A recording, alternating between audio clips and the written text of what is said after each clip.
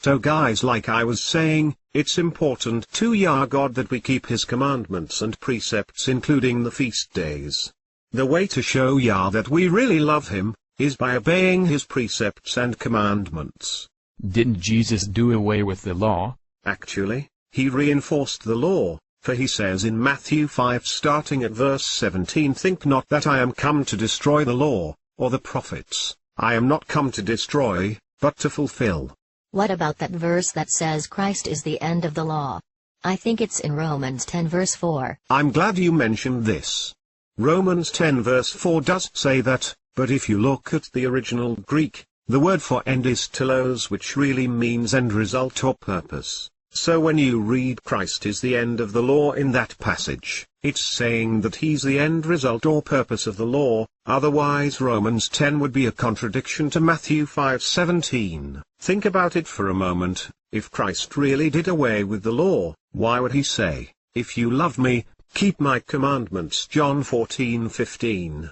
Also, in 1 John 5 verse 3 it says, "For this is the love of God, that we keep his commandments, and his commandments are not grievous." That kinda makes sense, because if the law was really done away with, then we'd be able to kill, steal, or even commit adultery, and we know we can't do those things. Exactly. See, the only time people will tell you they are not under the law, is when you mention the Sabbath or the feast days. It's almost like they only want to have 9 commandments instead of 10. Wow.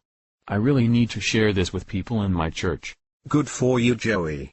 I also wanted to tell you guys about the feast days.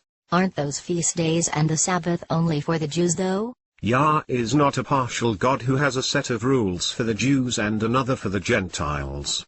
As a matter of fact, in Exodus 12 verse 49, Leviticus 24 verse 22, God says that one law shall be to him who is homeborn, and unto the stranger, concerning the Sabbath being for the Jews only. Isaiah 56 verses 2 and 3 show that the Sabbath is also for the stranger or Gentile. We really got a lot to change apparently. Now it's between you and God what choices you make regarding these things. I'm only doing my part, that is to share what I know with you. Thanks a lot, man. This is a lot of good info we've been missing out on. I guess we'll see you next time to learn about the feast days. Sure, this truth is for everyone to know. We'll talk about the feast days sometime soon, okay? Alright then, see you guys later.